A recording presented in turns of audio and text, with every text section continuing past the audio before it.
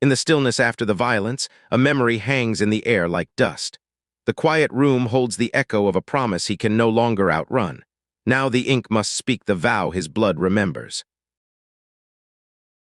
Phew, taking a deep breath, Seol-Hwi looked away from Sang Cheon-jang's dead body to the warriors of the Blue Dragon Sect surrounding him. No one moved. Perhaps they were frightened by the sight of a strong person being cut down. No one was willing to step up. It was easy to guess what Seol-Hwi looked like in their eyes. This was no less than a slaughter. Well, it doesn't matter what they think, because his goal was achieved. In front of Seol-Hwi, the blood hand demonic martial arts was shown to him by the system. Energy circulated through his body and Danshan. Like a river, internal energy flowed between the 12 meridians and the key acupuncture points. In an instant, Seol-Hwi realized the true meaning of blood hand demonic martial arts. Such great martial arts. Even if he didn't use it, he could tell. The extreme energy he now has and the power he holds. Like the 4-peak demonic martial arts, depending on how it was used, it could deal with an enemy even stronger than the user. This was a euphoric moment, but still, Seol-Hwi looked down at the dead man and thought, this time the AI didn't ask for a choice. The options to stun or kill would have come if it was like usual. But this time, AI Seol-Hwi simply killed Sang Cheon-jang. Presumably, the event seemed to have an effect on this. Seol-Hwi, who was lost in thought, came to his senses. He didn't have time to waste. His subordinates are in danger. Seol-Hwi stopped in his tracks. His eyes landed on 2 men who had fallen to the floor. Jiak Song, Yang Jin. Seeing the both of them on the ground, they were stabbed by the enemy's sword. They were already cold corpses. Captain, you're here. Seol-Hwi's expression wasn't good. The rest of his team was not in better shape. Yoram had one arm cut off. Seo-Ryong had blood flowing down her forehead and Immugi was against the wall. He clutched his neck with both hands, trying to stop the blood from flowing. Even if Seol-Hwi wanted to help, he would have to move Immugi and that would kill him. Seol-Hwi raised his gaze and looked at the man standing in the center. You're here now? Lee Gumayung flicked the blood off of his sword and smiled. Your subordinates. Fighting them was no big deal. Taking them down one by one, and now you've appeared. Well, you came here faster than I anticipated. I knew it. Guys like Sang Cheon-jang are just cannon fodder. He isn't needed. Seol-Hwi didn't listen to his words. His eyes went back to Jiak Song's body on the ground, a man with the same background as him. It was only because of his judgment that Jiak Song was dead. It was none other than himself who asked them to fight Lee Gumayung. Captain, sorry, we were lacking. When Yoram struggled to apologize to him, Seol-Hwi shook his head. No, it's because of me. He didn't expect this. By the time he killed Sang Cheon-jang and came here, his subordinates had suffered. This was a task given to them for the event, to achieve its purpose. Because of me, everyone suffered. I'm sorry. At the sight in front of him, Seol-Hwi felt unknown emotions. He had chances. The life he had, the choices he was given, every choice he took made his human emotions dull. He was only counting his own life, so his subordinates dying was natural, cannon fodder, just like what Lee Gumayung is talking about. But I promise, not in the next. Seol-Hwi bit his lip. The next life. I will not throw it away like this. And he looked ahead, at Lee Gumayung, the disciple of Mount Hua. He waited for Seol-Hwi to be done and said, Is your emotional outburst done? Now let's start. Lee Gumayung slowly raised his sword. Seol-Hwi too stood with his sword drawn. I cannot win in the normal way. That was something he knew better than anyone. The difference in combat power is more than double. He had already killed Baek Yangchun and Sang Cheon-jang and lost much of his health. All 3 combats simulation, turn-based, AI, he had used them all. Now, without any help, he had to fight, and his enemy is Lee Gumayung. He narrowed the distance in a second and immediately used the Mount Hua sword technique. Rather than stabbing in a curved line, it came out like a straight line. Chang, as soon as the both of them clashed, Seol-Hwi's form collapsed. And there was no way the opponent would miss it. The sword which contains the essence of plum blossoms, twice. Lee Gumayung drew the falling plum blossoms with the sword and attacked. Yuk. Kuak, Seol-Hwi, who was already wounded, was now stabbed and he retreated back. He tried to counter by balancing on one foot. It was unexpectedly the wind god sword he used. Swish. A huge vortex of wind shook the land and raced ahead. However, there was no one there. The opponent had already moved to the side. Thought I would wait for you? Li Gumayang quickly swung his sword and slashed Seol-Hwi's chest. And Seol-Hwi bounced back. Huh! Li Gumayang was startled at this sight and looked at his sword. It was meant to cut, but the opponent bounced back. Maybe because you are from the demonic sect. You have some weird skills. He thought he heard the sound of something breaking. Seol-Hwi probably protected his body with internal energy to avoid the chest attack. If he had known this was the case, Li Gumayang would have used more energy. Cough ... cough. Meanwhile, Seol-Hwi, who had fallen far away, was coughing up blood. He had suffered internal injuries, yet he felt relieved on the other hand. In a situation where there should be fatal damage, he had escaped the crisis. Of course, this wasn't a laughing matter. This time, the opponent's attack almost drained him of his internal energy. If he gets hit again, he can't stop it. It won't work the normal way.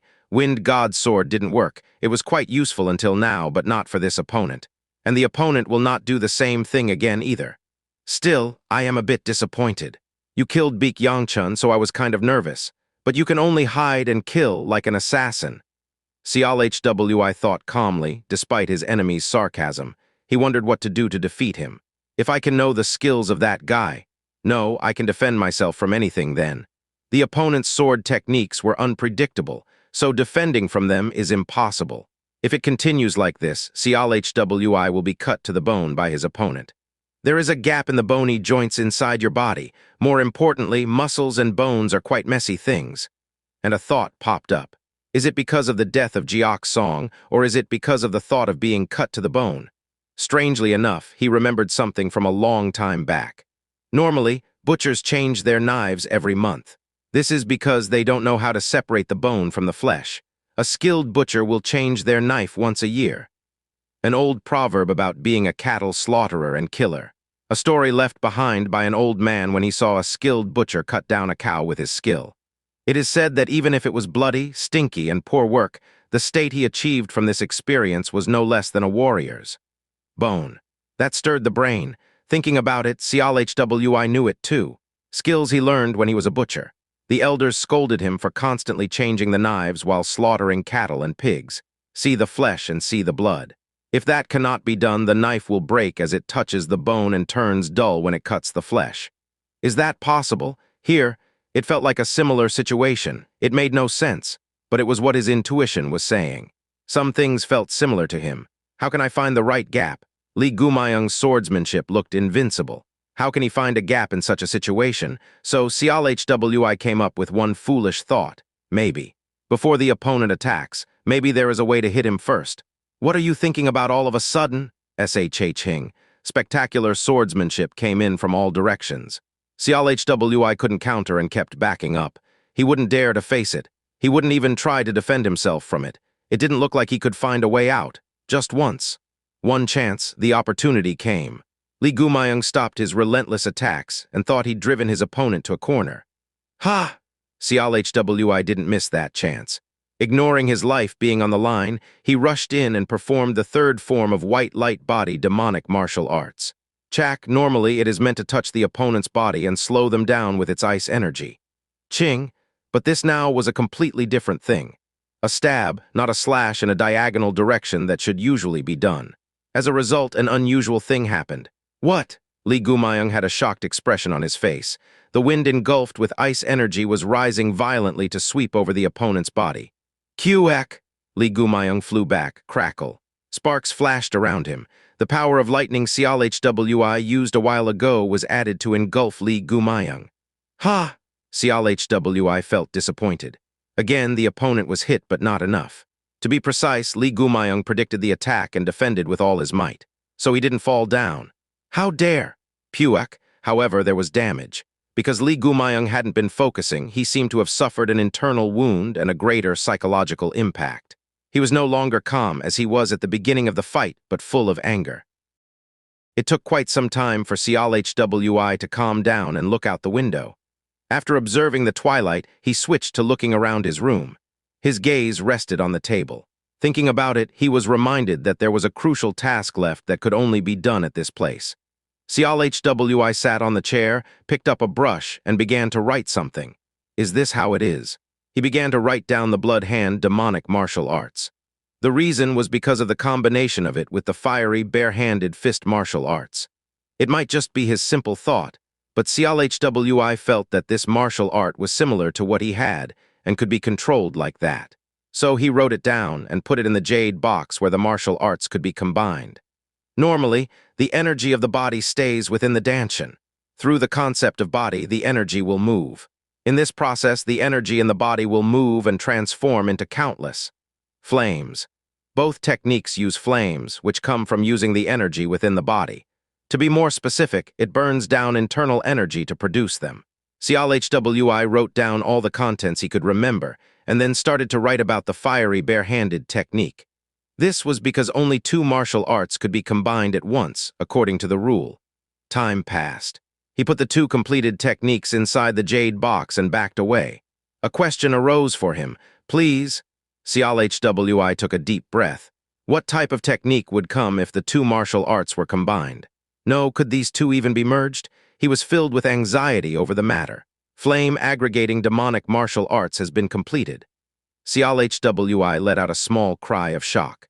This was the flame aggregating demonic martial arts, the best technique used by the Supreme Pavilion Lord. How the hell did this box bring out such a technique? Seol-Hwi nervously opened the jade box and his eyes widened. Inside it was a book emitting a red and blue light. Seol-Hwi picked it up. You have mastered the flame aggregating demonic martial arts. Numerous shadows began to appear before Seol-Hwi's eyes. The largest shadow had flames covering its body. The cultivation of energy was shown. At the same time, numerous forms of the technique unfolded, and each was engraved in Seol-Hwi's mind.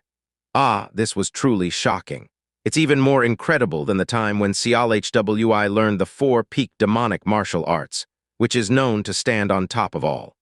Needless to say, there was a difference between when Seol-Hwi was learning in the past and in the present.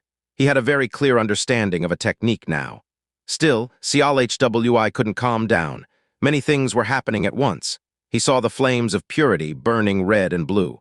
And the last flame ... it was neither red nor blue. This is the flame of another world. A purple flame like hellfire that was uncontrollable. It was difficult to even learn. Perhaps it is an energy which can be unfolded by realizing the peak of fire energy and technique. What's my combat power? Seol-Hwi was curious about his abilities now. Health, 1.2 million internal energy, 2.4 million coin, 3 lives super master combat power, 7.99 million it went up. At that time, there was a reward for killing his two opponents before death, which resulted in an increase in combat power. It wasn't something which could increase on its own, but by acquiring two techniques before death. Since he had already gotten two techniques, he had to look at the current combat power as a figure which included the increase of combat power. ... Combat power does nothing. The Earth Demon's combat power wasn't in the millions, and even Hyukgu didn't have a combat power of 10 million. Seol-Hwi felt that the number next to combat power wasn't that important, such as the power he felt when fighting Lee Gumayang. The power was much stronger than the combat power under Lee Gumayang's stats implied. Well, I'll find out one day. Seol-Hwi looked at his hands. This wasn't the end yet. He had one new technique. To prepare for the future, other martial arts need to be created or learned. As the day gradually turned brighter, Seol-Hwi went out the door with two books in hand. He walked to Imugi's residence, which was nearby. What is it? Imugi opened the door with a ruffled look as if he had just woken up. Take this. What is? Imugi accepted the books Seol-Hwi gave him, and when he saw their name, he was surprised. Captain, this? Right, it's the flame aggregating demonic martial arts and white light body demonic martial arts. WY? Imugi seemed quite astonished. The white light body demonic martial arts is a famous martial art, and the flame aggregating demonic martial arts was known to be a representative martial art of the sect. He didn't understand how he was being handed this. Even Seol-Hwi just having this didn't make sense. I'll be out for a while, so you should copy this and share it with the others. When I get back, I'll check how much you practiced. Where will the captain go? I'll tell you later. Seol-Hwi left Imugi standing blankly and went back to his place. While he wasn't here, these would help them. In particular, the flame aggregating technique will be of great use. This is because it is most needed when dealing with the Supreme Pavilion Lord, upon the arrival of a new morning. As he stood in front of the door, a familiar phrase appeared in front of him. However, Seol-Hwi didn't take a mission this time. Warrior training this, a way to get stronger. In addition, how to carry out the mission without receiving the official request. Unlike before, Seol-Hwi would move directly because he intended to deal with both the escorts sent from the sect, and that merchant too. East Sea. Gansu, Sichuan. He decided to head to Sichuan. The light shone before his eyes, and then Seol-Hwi was gone in a flash. While moving to Sichuan, Seol-Hwi heard the reactions of his subordinates. Imugi, I wanted something like this. If this is the thing, I have confidence in getting stronger. Yoram, oh my, just how did we get this? This will be a huge help. Jiok Song, this is amazing, this. Is he really giving this to us? Yang Jin, this is it. Let's start training right now, Captain. We will repay you with satisfactory results. Seo Ryong, how did the captain? I will do my best. Their reactions were all resolute. 8th night arrived in Chengdu. The evening was dark. There was a lamp hanging off a tree branch. He heard the voice of the coachman announce, "We're here." Seol-Hwi got off the wagon near Sichuan. At the entrance to a building with soft pink light leaking out, the clerk who heard the sound of someone walking in looked to a certain place and shouted, "Chill duck, bring in the guest." "Yes." A middle-aged man came to the entrance and bowed his head in front of this new person. "Would you like to come in?" The man didn't answer. "Ah, a newcomer." Chill Duck, who had entered his 5th year of working there, recognized the man at once. A stiff body and trembling eyes, awkward behavior. Chill Duck was willing to let the man leave, but he showed patience, and the sword around the man's waist looked a bit unusual. "Is this your first time coming to such a place?" When asked so kindly, the man changed the topic. "There, can I sit down and eat?" The man pointed to where he wanted to go. Unlike regular guest houses, this is the red light district. There was a space in the center where everyone could gather and embrace the atmosphere. "Of course, follow me." Chill Duck guided the newcomer to the center. If the man wasn't in a hurry, it's beneficial to serve him and get some money. The sword looks luxurious. This guest seems to have quite the deep pockets. Meanwhile, Seol-Hwi was thinking.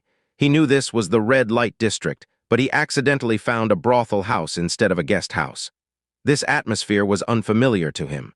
Seol-Hwi was about to turn away, but in the end, he decided to just enter.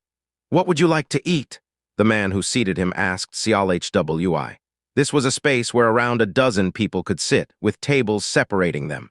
"Customer?" Seol-Hwi didn't respond. His gaze was focused on a woman. "What is that?" A phrase floating above the head of an unknown woman. This was completely different from what he had seen until now. Seol-Hwi was curious. "Friendly group. You want that?" Just then, Chill Duck asked him, "It's quite expensive." "Well, even if you have money, many people make reservations." "What do you mean?" Seol-Hwi tilted his head and asked. "Ah, you don't know. This woman is a professional one. The younger you are, the more money you need to pay." Seol-Hwi understood what he meant. She is a woman who sells her body. "But what kind of drink?" "Customer?" Chill Duck called out, but Seol-Hwi didn't reply, because he was already stepping closer to her. "Oh, who would you be, and what do you want?" The woman, who was sipping her drink, looked up and asked. "Well, nothing much. I just wanted to sit here." Seeing her up close, she was attractive. No, maybe it was because of the lighting, but it felt like she would be beautiful either way. As Seol-Hwi was trying to speak, "Please leave." Some men approached them, and they weren't ordinary men either. They had weapons behind their backs, and there was a tall man with a sword on his waist. "Sorry, but your time is up." The woman got up from her seat, and after a moment's hesitation, she offered Seol-Hwi one thing, a plaque. "If you're interested, come here," and she walked away. Seol-Hwi looked at the name written on the plaque, Mistresses of Ming, 15th, so the name of the place she was at is the Mistresses of Ming. Seol-Hwi slept in the bedroom on the 3rd floor. Yet, it wasn't long until he awoke from his sleep at the sound of muffled voices. Seol-Hwi's eyes opened, and his vision adjusted to look around in the darkness. There was little light, and it took time for his eyes to adapt. It was humid, and there was some kind of musty smell. For a moment, Seol-Hwi couldn't figure out where he was or what was happening. Did the system intervene? He doubted it, but he couldn't feel anything nor get any information. And he wasn't lying down, but tied to a chair. More importantly, Seol-Hwi heard a voice calling to someone and reporting on the current situation. "Big brother, he seems to be conscious." A strangely familiar male voice. Seol-Hwi began to recall memories of before he went asleep. After his brief encounter with that woman, Seol-Hwi got up from the table, and he was guided by Chill Duck to the 3RD floor. After drinking some water left in the room, he lay down to rest. And now, he was sitting in a chair, bound by a rope, and suddenly he was slapped in the face. A lamp was held in front of him, and the perpetrator's face could be seen clearly. "Look, you awake!" Only then did Seol-Hwi realize that the man who slapped him is Chill Duck. "His eyes are open." With a rough voice, Chill Duck announced Seol-Hwi's wakefulness. As Seol-Hwi got accustomed to the darkness, he noticed 3 men walking toward him. 2 were giant-sized, and the other was a man of a decent build, with long hair, chewing something in his mouth. He placed a chair right in front of Seol-Hwi and sat down. "Nice to meet you, Mr. Unknown. I'm Hinga." The man spoke kindly, but then slapped Seol-Hwi twice. "Well, I'm going to ask a question, so I hope you answer me sincerely. That way I won't kill you." "This sword. It looks good. Where did you get it?" Seol-Hwi looked at the sword the man was pointing to. A sword with a golden pattern on the sheath, the sword of reverence. Seol-Hwi lifted his head and looked at the abilities of the man. Health 240/440 internal energy, 80/80 combat power, 980. Seol-Hwi felt embarrassment and confusion at this. However, realizing late that there was no million in the figures, he sighed. It's been a long time since he found anyone with such low numbers. "Didn't you hear me? You speak, you live." The stiff expression Seol-Hwi had loosened to a relaxed one at Hinga's warning. Now it was his turn to ask the questions. "Excuse me, if it's the mistresses of Ming brothel ... It looks like a guest house too." "What? I was just curious." "This brat. He's a cheeky one." He smiled like Seol-Hwi was amazing and then looked at him again. "You don't understand this situation, right? I'm tied up by a rope."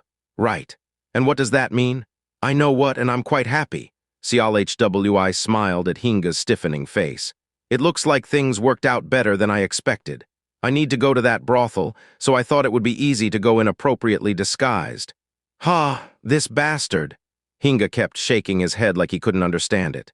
He immediately got up and said to the 2 escorts and Chill Duck behind him, "Cut him in half."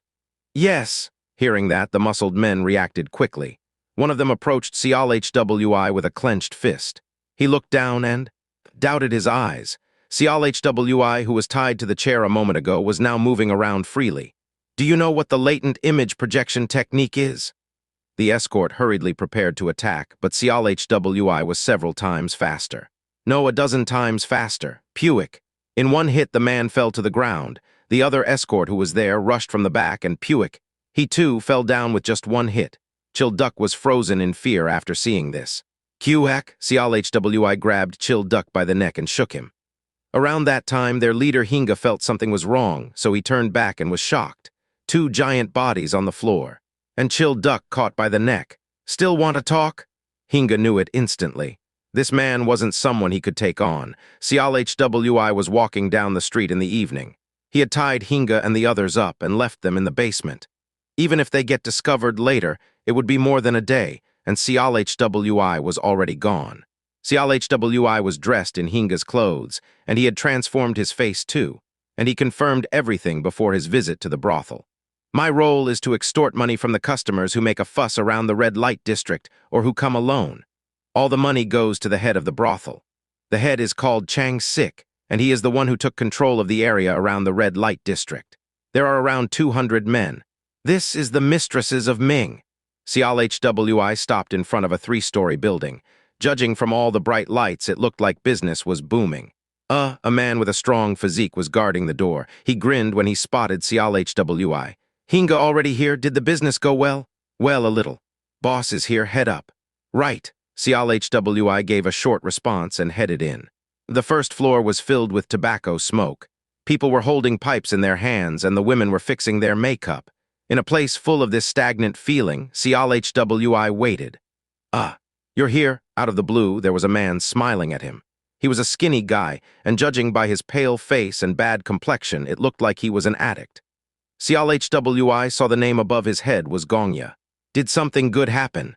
"Well, as expected, because all the stores you are in charge of are your servants, the outsiders come, they go down." He chuckled and then looked around before he whispered, "The boss is here, but, you know, he doesn't seem to be in a good mood today." "Why?" "Well, It's because of the Blue Dragon Sect and GM Manyong who is compromising, but it doesn't seem to be working and there is no open fight either. Seol-Hwi's eyes widened at those two words. Come to think of it, this red light district is near Chengdu. It's hard to manage such a place, and in the end, there has to be someone who looks after it. Anyway, the higher-ups will be taking good care of you. Rather, when you come down after meeting the boss, shall we have fun together? Gongya said, pointing to the prostitutes. It's fine. Seol-Hwi, who was about to refuse, caught the sight of a familiar woman. The woman he met yesterday. She was going up with some warriors in leather clothes. Ah, that one? When Gongya said that, Seol-Hwi asked, You know her? Of course, the newest one here. I heard that her father sold his child to the lower district sect to pay off his gambling debts. Our boss brought her here with a lot of money paid for her. Lower district sect. It was then that Seol-Hwi could guess why the system said friendly group above her head. If that's true, what's the connection with that woman? No, how does a friendly group apply to her? But why do you ask? Gongya inquired, and Seol-Hwi shook his head. Seeing that, Gongya nodded. Hurry up, things like that kid aren't things we can covet. If you want to live long, that is. Seol-Hwi didn't heed the warning. He looked around once more and said, Gongya, the boss is on the 3RD floor? Right. Are there guests with him? Why? Seol-Hwi smiled. I thought it would be good to know. And he started walking up to the 3rd floor. A man was standing in front of the door, and then he opened it for Seol-Hwi. As soon as it was opened, Seol-Hwi could smell more tobacco. There were people who were gambling and guards with weapons behind their backs. They were concentrating on someone in the corner of the room. Seol-Hwi's expression went stiff. Her. The woman who came up a while back somehow had blood on her face, and next to her was an old man holding a long sword poised to kill her. When the old man noticed him, he flinched. But then he sheathed the sword and approached Seol-Hwi with a bright face. Hinga, you're here. Seol-Hwi recognized that this man was the boss. Health. 10,000/10,000 internal energy. 10,000/10,000 combat power. 110,000 after he saw his abilities, Seol-Hwi was confused. The one who controls the red light district has only 110,000 in combat power. Actually, he could understand it somewhat. The spy who posed as the Earth Demon's subordinate, Goon, also had a combat power of 110,000. Yes, Seol-Hwi simply greeted the man. What did you get this time? We found a good thing. Seol-Hwi touched his sword, the sword of reverence. Oh, when Chang Sik took hold of the sword, he showed an ecstatic expression on his face. The sword was something the 4th disciple gave Seol-Hwi. It was natural that this sword was probably one of the best in the Central Plains. Heh, Chang Sik was surprised and perplexed, but pleased. Then he noticed the woman was looking at them. I'll kill that bitch soon. He continued to talk while admiring the sword in front of him. I bought her with a lot of money, but I found out the bitch was taking some of it. Well, even if I ignored that, he pulled the sword from the sheath. I witnessed situations where this bitch was trying to hire an assassin with the money she stole. Do you know why? Because I killed her father, that wicked wench. She knew that and approached me. Seol-Hwi nodded without saying anything. He could guess what had happened. Right. Chang Sik handed the sword back to Seol-Hwi. And Seol-Hwi was puzzled. You kill her. He immediately spoke with a smile on his lips and eyes gleaming with madness. This sword needs a good meal.